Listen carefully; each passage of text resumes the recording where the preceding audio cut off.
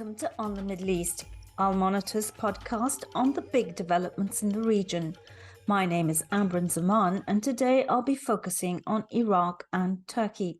Last month, Iraq won a landmark legal case in a court of arbitration against Turkey over oil exports from Iraqi Kurdistan, which Baghdad insists are illegal. Turkey was reportedly ordered to pay a $1.5 billion fine. That is way less than the tens of billions of dollars originally estimated. Meanwhile, Iraq and the Kurdistan regional government have struck a deal to resume the exports that are valued at around $1 billion per month. This is used to keep the Iraqi Kurdish public sector afloat, so it's critical. However, Turkey has yet to allow the oil to flow to export terminals on its Mediterranean shores, and it hasn't offered a formal reason for this. Amid such uncertainty, a drone strike on a major US Syrian Kurdish ally has added to tensions between Turkey and Iraq, with Baghdad blaming Ankara for the attempted killing of Mazlum Kobani, the commander-in-chief of the Syrian Democratic Forces, who is the US-led coalition's top ally in the fight against the Islamic State in Syria.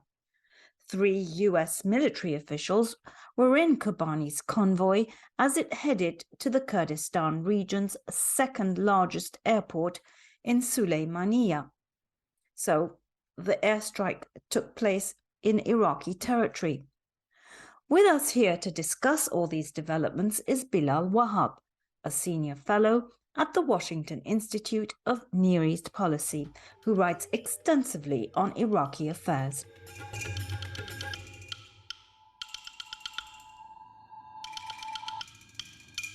Welcome to On the Middle East, Bilal. It's great to have you on our program today.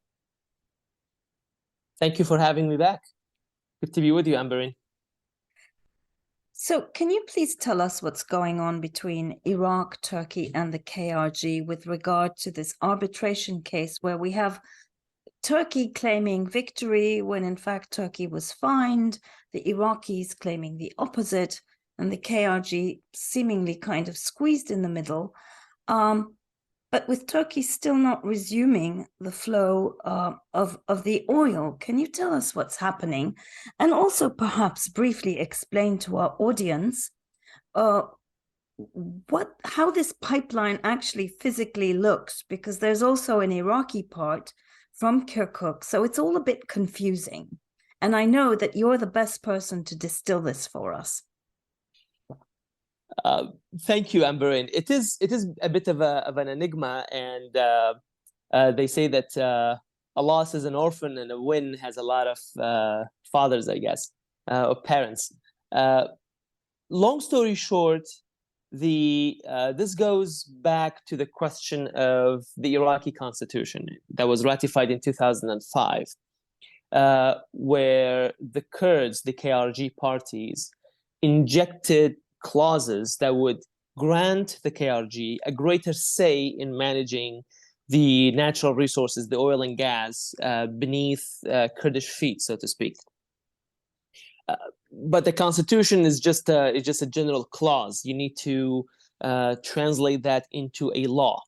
However, Iraq never passed a national hydrocarbons law, a post-Saddam or a post-Ba'ath regime that really regulates what I call oil federalism, that was at least enshrined or prescribed in the constitution. So therefore, what that meant is Baghdad and Erbil, the KRG and the federal government, took matters to their own hands. They interpreted the constitution based on their reading, but also based on the balance of power between the regional government and the federal government at the time.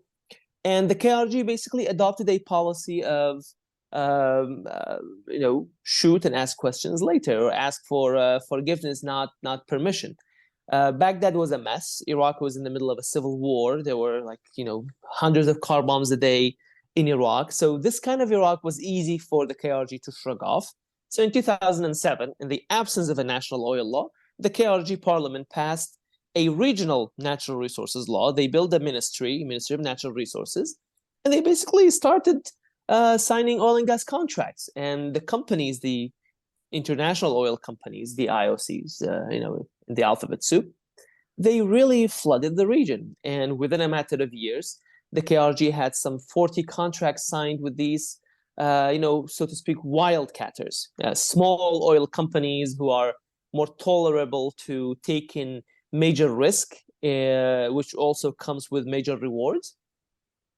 And basically by 2009, the KRG was producing enough oil to start exporting. And initially, much of the oil was exported, through trucks. And so you had miles and miles of trucks at the Iraq-Iran border, at the Iraq-Turkey border. For a while, they were dubbed pipes on wheels, because they were literally, they formed a pipe of sorts. But then the KRG, I think, struck a deal with Turkey, and this takes me to the last question that you asked of what does the pipeline look like? So you have before the war, you had a pipeline. The northern pipeline system basically constituted on the Iraqi side of a twin pipeline that took oil from Kirkuk oil fields to the border, to the tri-border, the Iraq-Iran, Turkey border. Iraq-Syria-Turkey border. What the KRG did, they built a pipeline that took oil, collected oil from the Kurdish fields into that connecting point where the Kirkuk pipeline was connecting to the Turkish leg of the pipeline. So you have an Iraqi leg that goes from Kirkuk to the border. Then you have basically a long Turkish leg that goes all the way from southern Turkey to Ceyhan, from the border to Ceyhan. So at what point do the two meet? They meet inside Iraq, right? The KRG oil and the Kirkuk pipeline. The KRG pipeline hooks up to the Kirkuk-Yumurtalık pipeline. Is that right? Yes, but what the KRG does, it connects to this ITP, Iraq-Turkey pipeline, inside Iraq, okay, before it enters Turkey, but on a small swath of land that's under KRG control. Uh-huh. So in effect, the KRG commandeered the ITP. Now, of course, matters get exacerbated after 2014, because in 2014, ISIS takes over a third of the country, and their control of the land, but also sabotage by terrorists and smugglers before, had really taken the Iraq leg, the Kirkuk Turkish border leg of the ITP totally offline. There were just too many holes, too many explosions. Smugglers would come, poke a hole in it, try to take oil out. So that leg of the pipeline was completely decommissioned. And so you ended up practically, the ITP becoming KRG to Turkey, and then from Turkey to Ceyhan. The Turkish leg was never harmed. So ISIS never seized control of that part where the Kurdish pipeline hooks up with the ITP. The KRG continued to control that. Okay. KRG continued to control that. So this is basically the physics or the physical aspect of how oil started flowing. And again, as we speak, Kirkuk's oil, the only outlet for Kirkuk oil is for it to be shipped to the KRG and then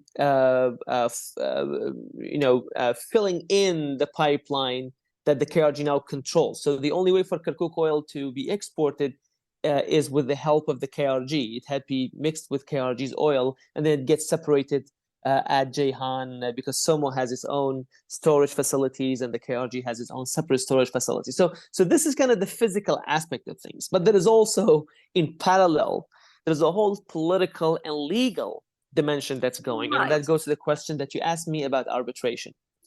The story there is this pipeline, this ITP, is subject to an agreement between Iraq and Turkey that goes back to 1973. This agreement was updated in 2010.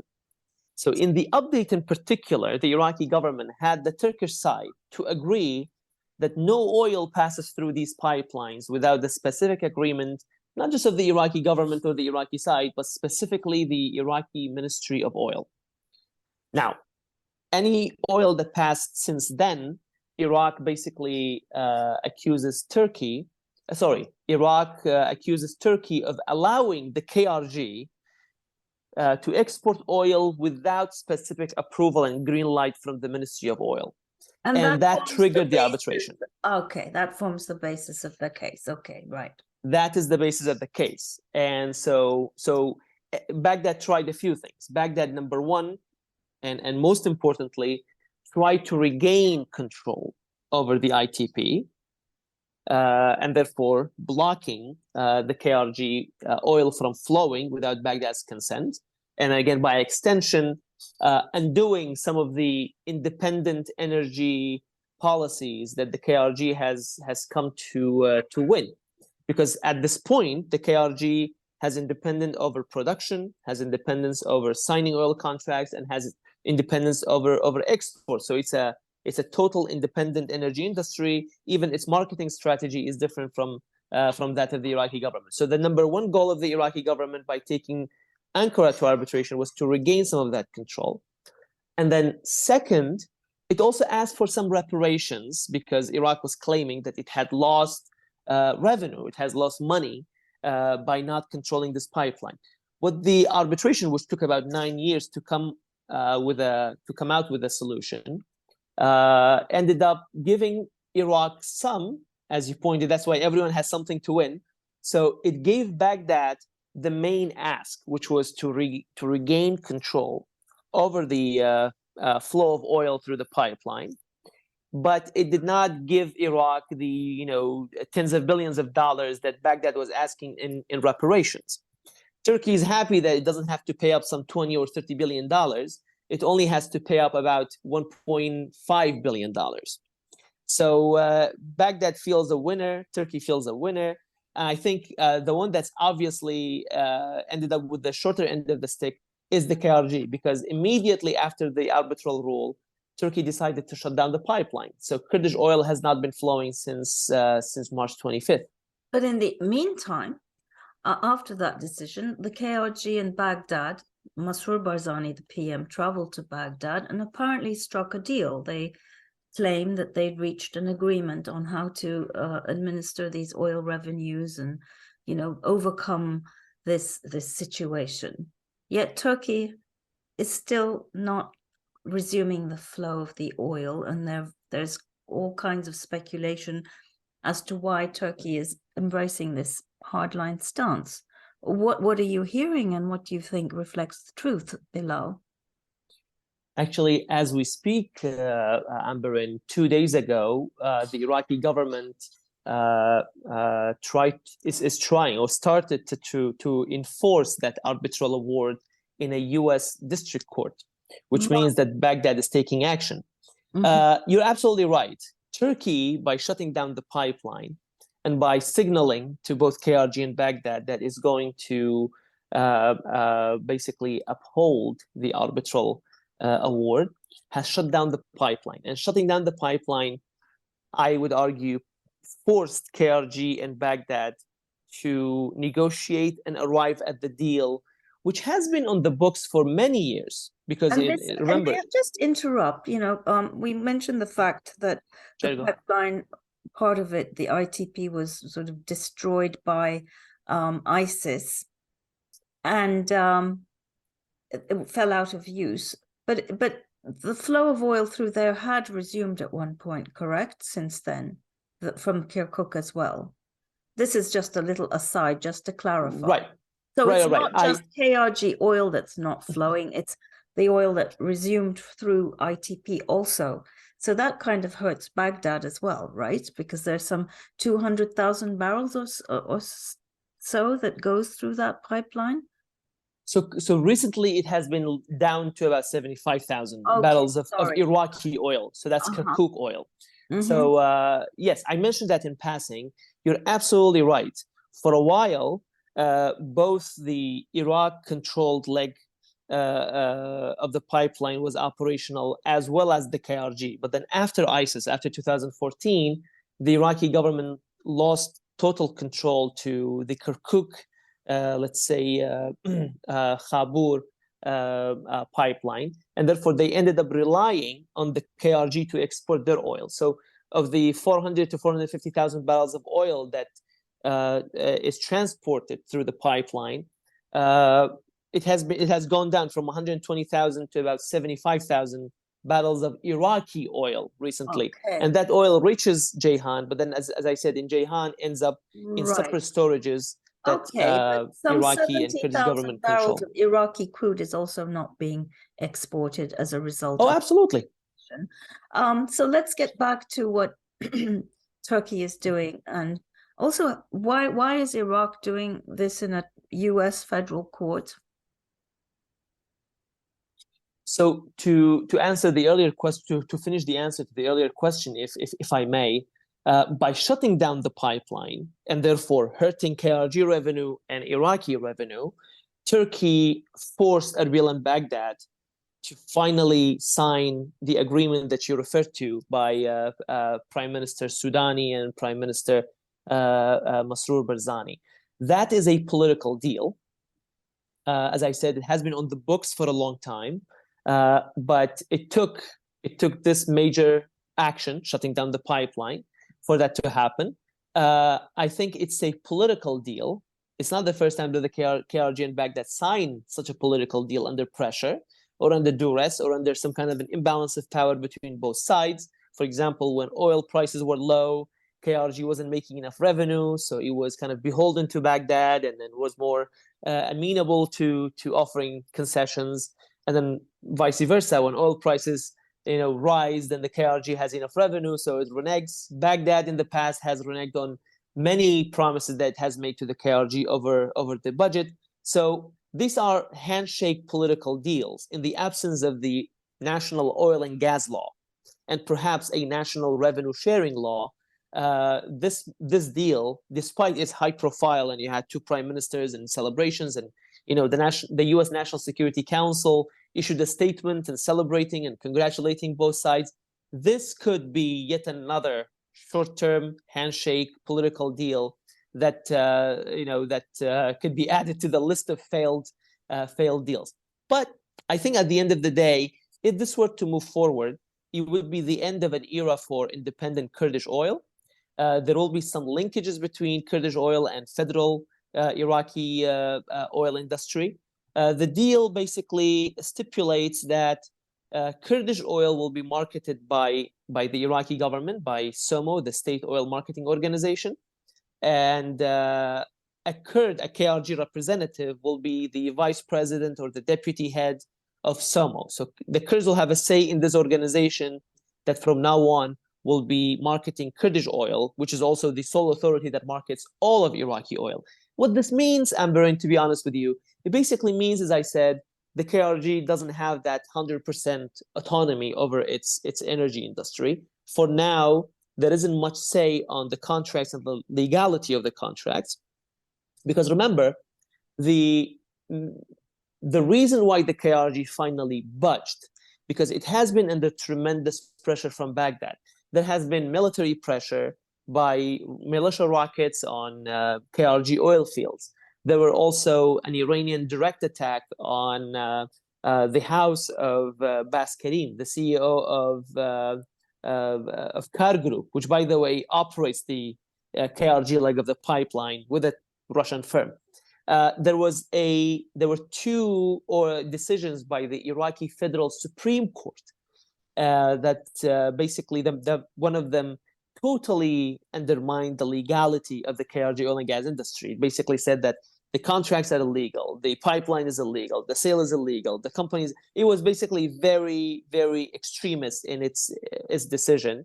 But KRG could basically shrug off all of these. But when the pipeline was shut, the KRG was kind of forced to sit at the table and why negotiate. is the pipeline still shut, and why is Iraq going to a U.S. federal court to complain about Turkey? What's that about? Those are excellent questions. The first one, remember that I said Iraq had won about $1.5 billion out of the arbitration. So that's $1.5 billion that Turkey has to pay up.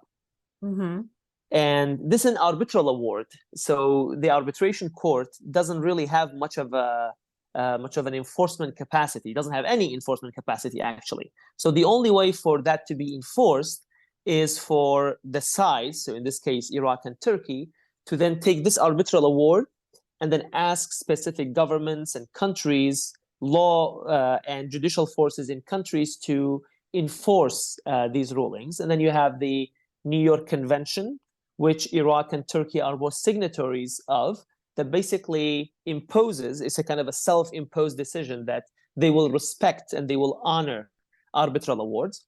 And so this is what Iraq is doing, is basically bringing that arbitral award, which is not enforceable, to a U.S. district court. They could bring it to London, they could take it to Paris, they could take it to so this is an even escalation Ankara. of sorts.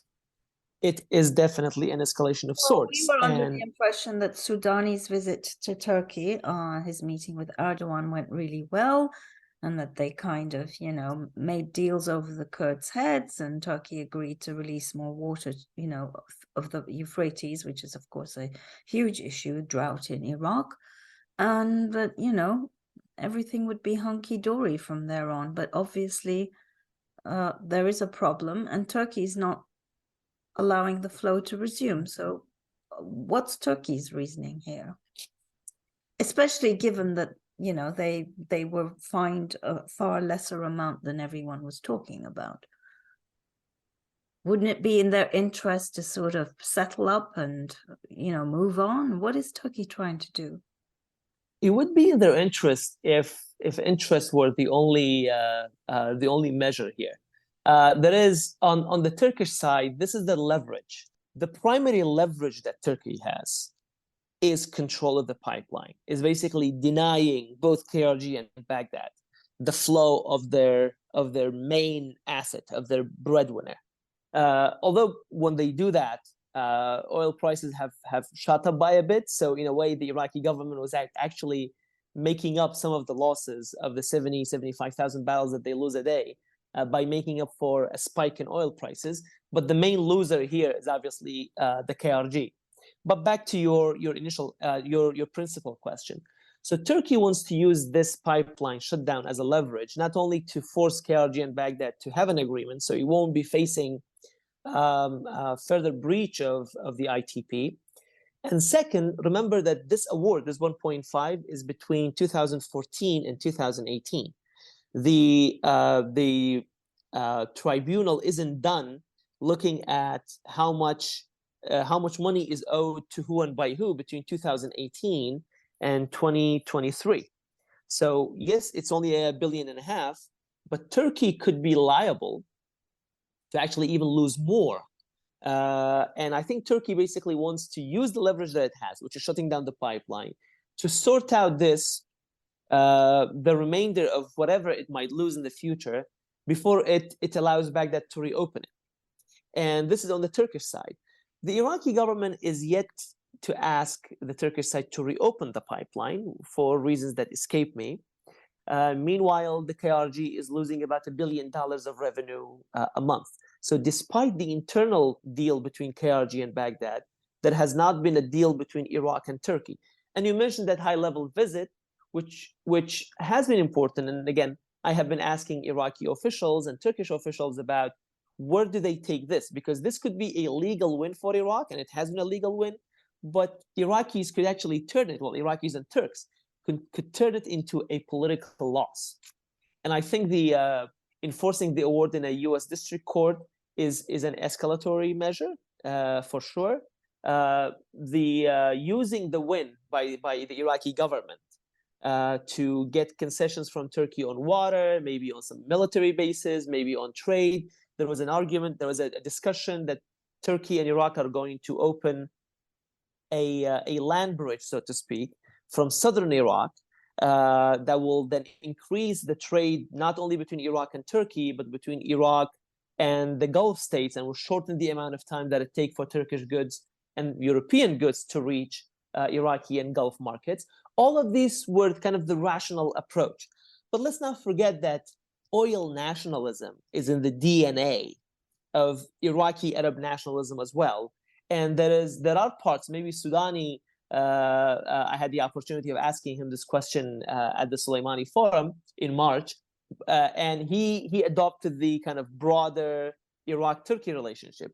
But I know that there are also elements in the Iraqi bureaucracy, in the Iraqi power structure, that really want to, stick it to Turkey, for lack of a better word.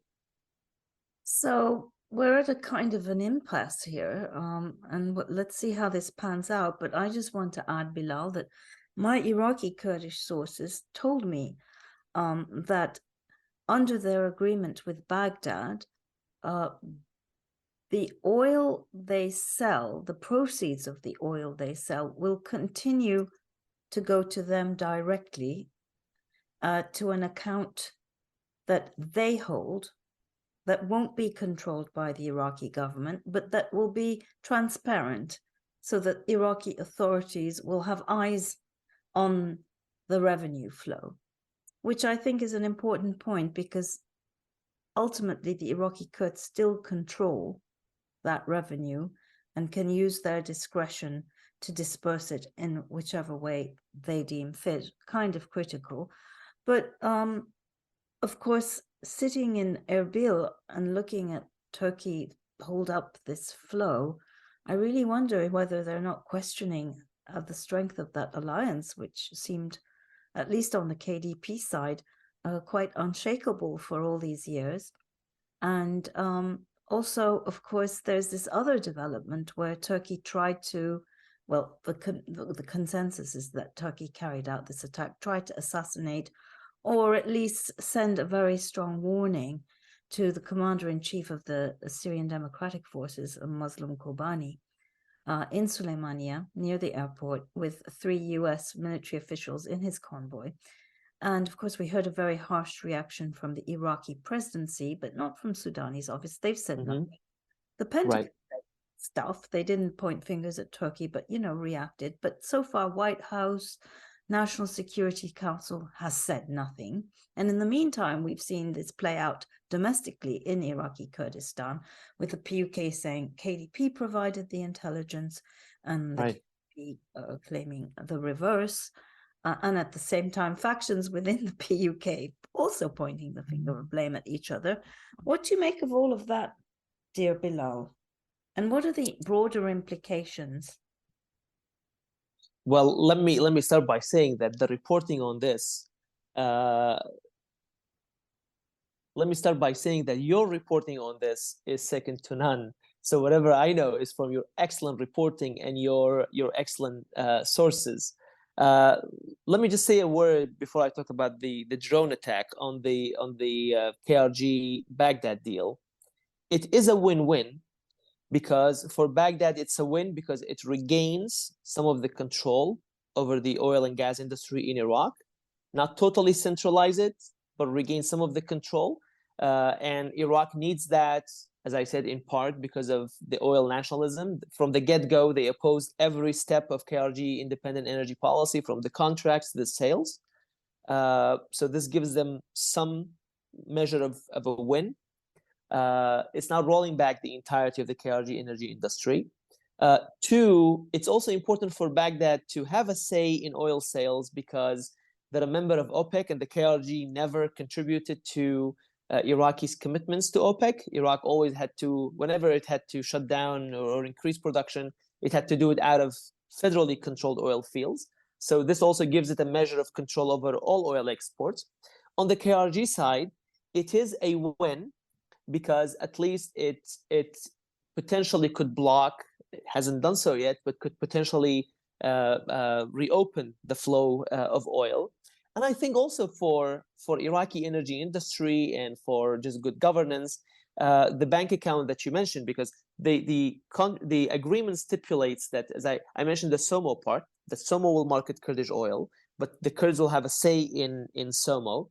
And as you mentioned, the flow of revenue will be in an account that is an Iraqi account that's controlled by the KRG, of which Iraq is going to have visibility. And that question of visibility is important because I mentioned good governance. If you want to criticize the KRG energy industry, it's lack of transparency. So this will add a measure of transparency. I don't think Kurdish civil society can hold the KRG accountable, but the Iraqi government, the Kurdish government can basically eye each other, see each other. And it's good to have a set of Kurdish eyes on Iraqi oil and a set of Iraqi eyes on Kurdish oil. So that's why I see it as a win-win for transparency's sake. And maybe also for the KRG, another win is the KRG has been selling oil at a very steep discount, political discount. Now they don't have to suffer that kind of discount, which recently has actually risen to about all the way between $15 to $16 below market price. So that's also a net win, a net gain for the KRG. I agree with the latter. I didn't quite follow your earlier point about now the KRG can resume exports. You mean within a more institutionalized framework, presumably. That's your point. Right. Well, potentially, if Turkey were to play ball, were to play along. Yeah. But as we discussed, that's not happening. I know I wanted to move on to the drone strike, and but none of this addresses the issue of the IOCs and their production and exploration deals with the KRG. Does Iraq have a veto power over that? So this is the other win for the KRG. But as I said, I mean, the caveat here is that all of this is a political deal. It's not codified in a law. But yes, I mentioned that the Iraqi Federal Supreme Court had decided that all of So this deal between So this deal basically puts that on a pause. It puts the focus on revenue generation, SOMO, marketing the oil, where the oil goes, and then it also promises that they're going to pass that national oil and gas law. But then it allows the KRG oil production to continue. But in practice, effectively, KRG production has been brought to a halt because the storage limits have been reached, and if the oil is not flowing, the IOCs are unable to produce. So moving on to the drone strike.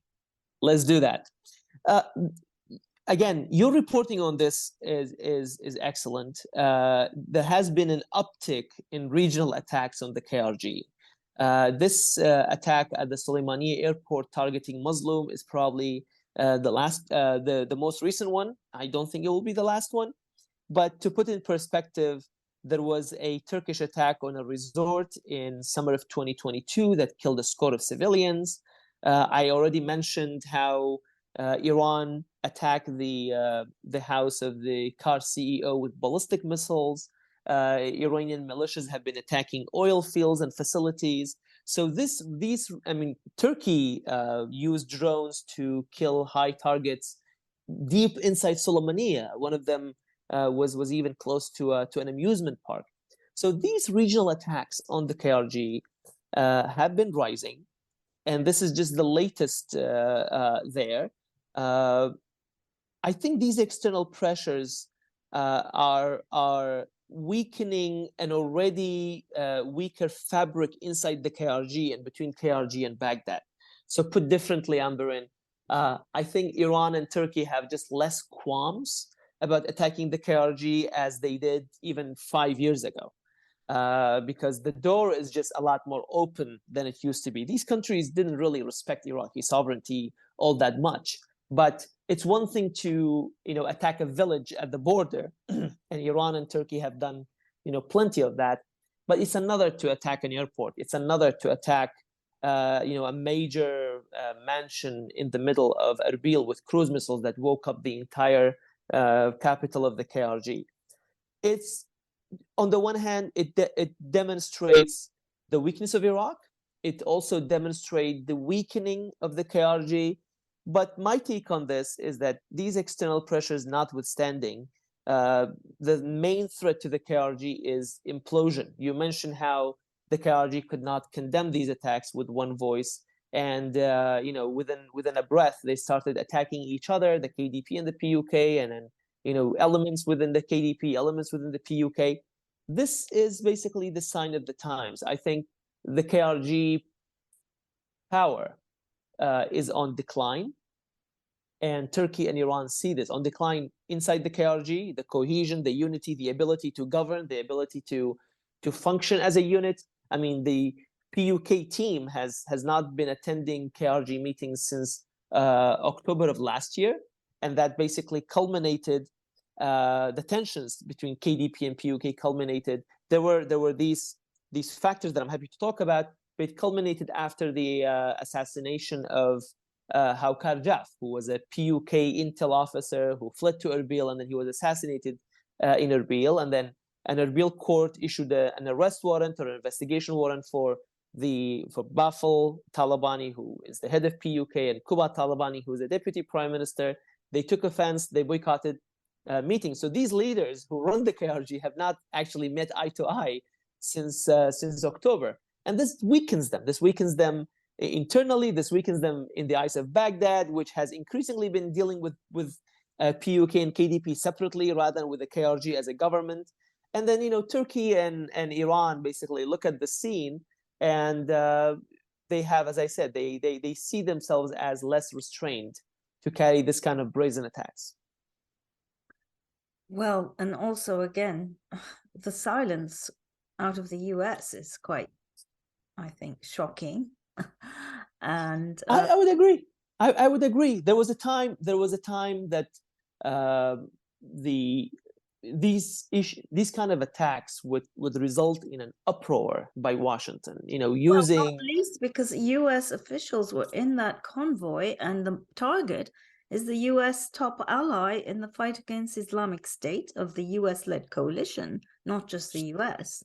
And yet you haven't heard a single coalition member say a single word about this, which is, shocking. Does this have to do with Ukraine and Turkey's, reascendance in the sort of strategic global order, or what is it? I mean, why? This actually worries me because in the past, so I mentioned the attack on the house of Bas Karim. That, for example, shattered many of the studios of K24, a TV channel that's close to the house of Mr. Karim. And the first U.S. reaction was to basically say we were not the target because it was also closer to the U.S. consulate. And the KRG officials at the time were just shocked, like, how come that's the first thing that comes to your mind? And these were direct well, Iranian... American lives are supposed to be more valuable than anyone else's lives, right? But that's okay. There that's okay. But lives at risk. Just the Pentagon said so, CENTCOM said so, and yet the White House says nothing. I find that just extraordinary. Is it a measure again of how much more Turkey has become important in light of the Ukraine conflict, or is it, as you said, a sign of the Kurds' declining power, or both? And I think an additional point here is also the rules of the game are changing. It's one thing. This is not just KRG, right? This is also a Saudi complaint. This is also an Emirati complaint. Right. The attack on Upcake did not invite a U.S. reaction or retaliation for that matter. So you have the rules of the game being reassessed. I think the one element, and again, Iran is very good at probing. And I guess Turkey is doing the same. I think from recent experience, it's American lives. If an attack can avoid shedding blood, then it's going to go unnoticed, or it's going to go unanswered for. I think the probing by Iran and now by Turkey is reinforcing this, that the red line, so to speak, in America has probably a bad record with red lines. I'm referring to Syria and elsewhere. I think the red line now is American lives. And if Turkey, and I think Turkey probably with that attack at the Soleimani airport, it was intentionally hit to miss because they wanted to send the message, but they also did not want to start, a conflict with the United States by killing, American soldiers. But the chutzpah to actually even carry out the attack, I think, is just a sign of the times. And also a sign that Turkey has very deep reach into Iraqi Kurdish intelligence and security services, or else how would it know to hit that location? How would it know that Muslim Kobani was in a convoy there at that time? I think that's a very fair point. And it's not the first time. It's not the first time that the Iranian and Turkish intelligence capabilities, dare I say, infiltration, has been shown to be very effective. Well, dear Bilal, on that note, I shall let you get back to your work and to your calligraphy.